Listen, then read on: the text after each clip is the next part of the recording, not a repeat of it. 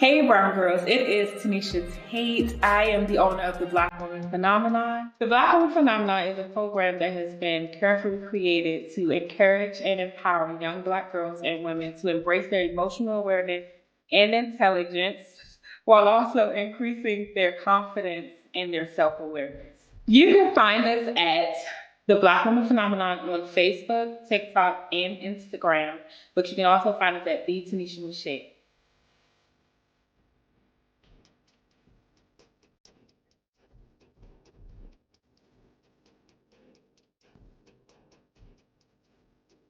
Get ready to dance to the beat of Black Girl Boss Magic as we gear up for Season 2, Part 2 of the Brown Girls Collective. We're here to salute and amplify the stories of Black women who are crushing it in the business world. From fashion to tech, healthcare to education, these trailblazing women have faced obstacles head on and emerged victorious. We are diving deep into their journeys, sharing their secrets, and throwing some much deserved praise their way. So come join the party at the Brown Girls Collective, and let's get this celebration of Black female empowerment started.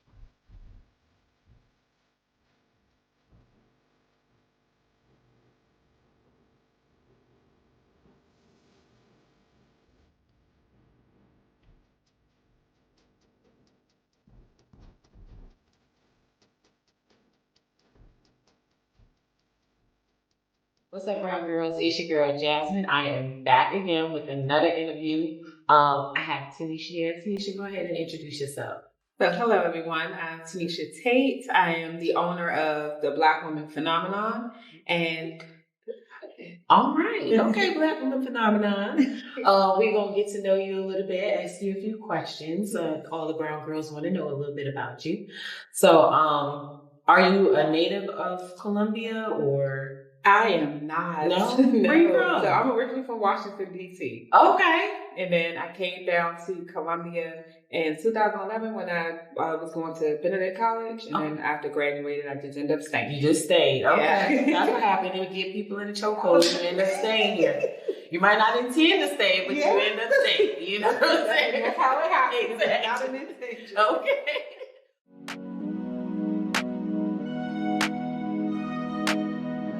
So for me, self-discovery is something that's ongoing. Okay. Just because I believe that we evolve each time and we go through phases. So always being in a place to accept where I am and where I'm going. And I feel like the biggest moment for me in that self-discovery was usually it always come out of a bad event when something happens and you kind of sat down with nothing and it's just you and it's just you and God and you're trying to figure out what's going to happen. And I would say for me, that happened to me in 2020, where I felt like I was at the height of my modeling career. I was at the height of life coaching and speaking, and then I was forced to sit down for an entire year. Okay. And was it COVID? No. No? Okay. It wasn't. Okay. I probably would have took COVID over that.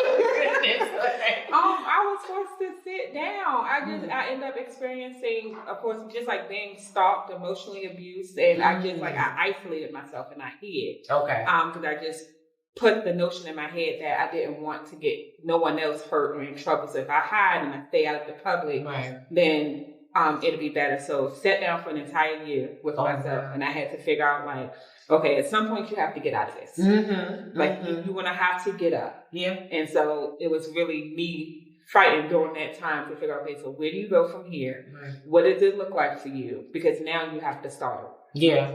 Okay. Wow. Okay. We ain't gonna get too much into your business, but it sounds like it was a lot. You know what I'm saying? But sometimes it does. That time to yourself is sometimes needed. No matter what, even if it's not a traumatic experience, sometimes you do just need that time to figure yourself out and figure out which way you want to go.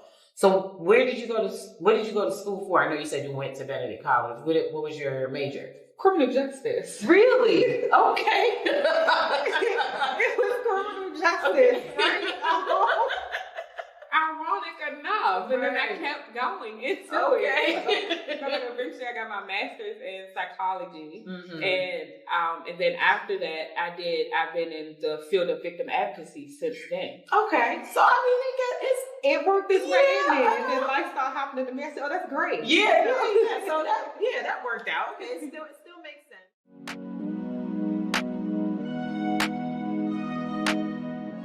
I would say for me, my greatest inspiration came from not wanting to be a product of my environment. So, like I said, I'm originally from DC, and DC is pretty when it needs to be for tourists.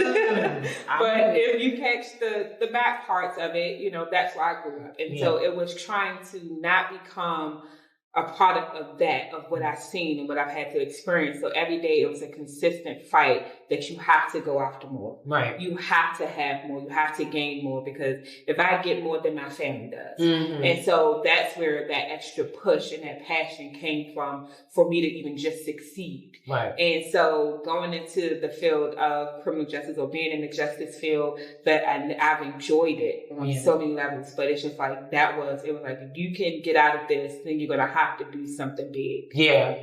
I know DC is tough, and I know a lot of people, because I'm originally from New York, so like, just like you said, it's nice when you go to visit. You know what I'm saying? It's beautiful to come and stay a weekend or two and have fun and leave and go home. But when you actually have to live there, it's a whole nother environment. It's different. It's a whole nother vibe. It's just not the same as, you know, just being a tourist. So I'm with you on that. Absolutely. I've only visited DC, but again, I'm from New York, so I get it.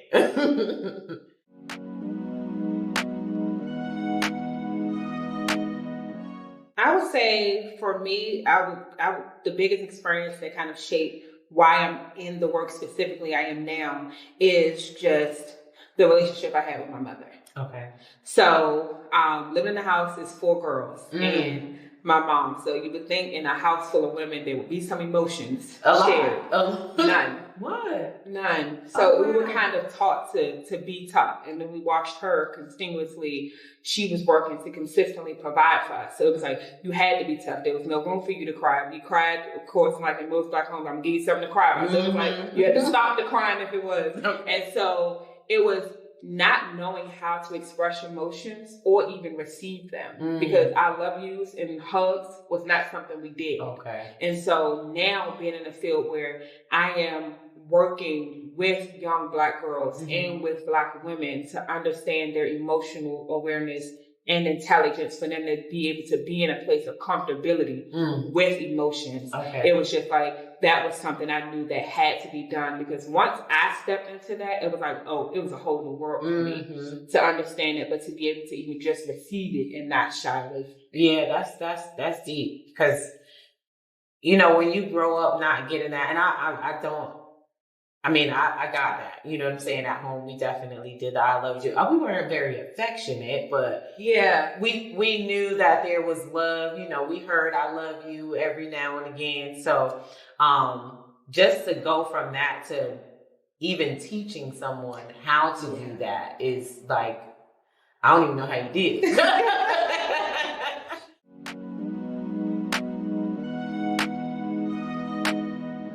So I created a program in which, so I went and I did life coaching. And so I wanted to pick an area, because life coaching is such a saturated field right now.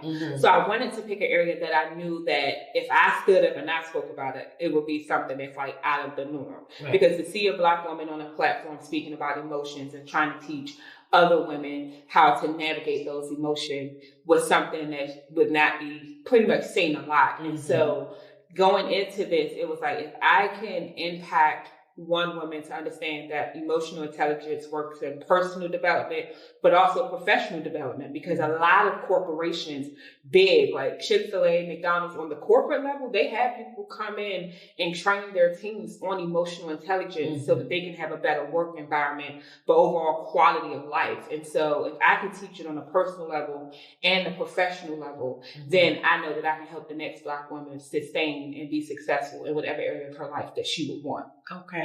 All right.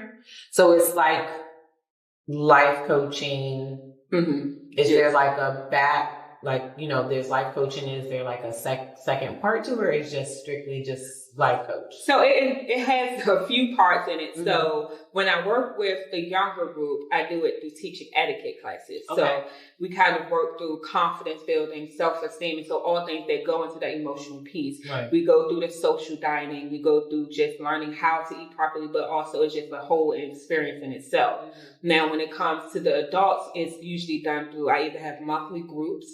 So I do every other month, I do a free monthly group for 21 days where I allow women to come in and kind of start that journey to getting emotionally aware with themselves. Okay. And then there's kind of the 6-month group coaching, which is more in depth. So I've done a thing where I've created a journal, which is like a guided book to be able to understand this entire process. Okay. And so you can either do it on the book, you can join one of the groups, or you can actually come out and just hear me speak when I do events or I hold workshops.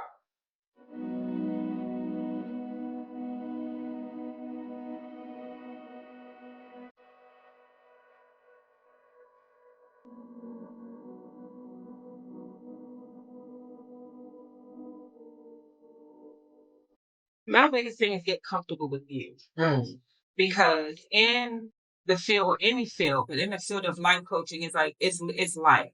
So you have to be in a space where you're comfortable with who you are, where you are at that moment, but also aware enough to know that that's not where you're going to stay. Right. So learning who you are is going to be your greatest gift. Right. Because nobody knows you better than you. That's true. But we tend to only learn ourselves at the worst times. So if I could tell someone to take that intentional time and learn where you are now, mm-hmm. so that you can appreciate where you are, right. So that when you get to your next phase, you're already welcoming who you're going to be there. Right. And you have to really look into the mirror for that. Mm-hmm. You have to put in the work. You have to sit there and stand bare with nothing attached to you, mm-hmm. and define who you are.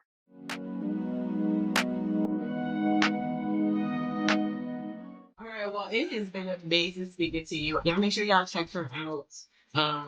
She is amazing. I just feel her energy, and it's great. So y'all make sure y'all check her out. As usual, make sure y'all check us out on all social media platforms. It's been real, y'all. I'll see y'all later. Make sure that you're following us on Facebook, Instagram, and TikTok. We are now also accepting donations. And make sure to stay tuned for all of our amazing interviews. Are you looking to join a book club? Make sure to check out our Monday night book clubs. Next time on the Brown Girls Collective, remember to like and subscribe.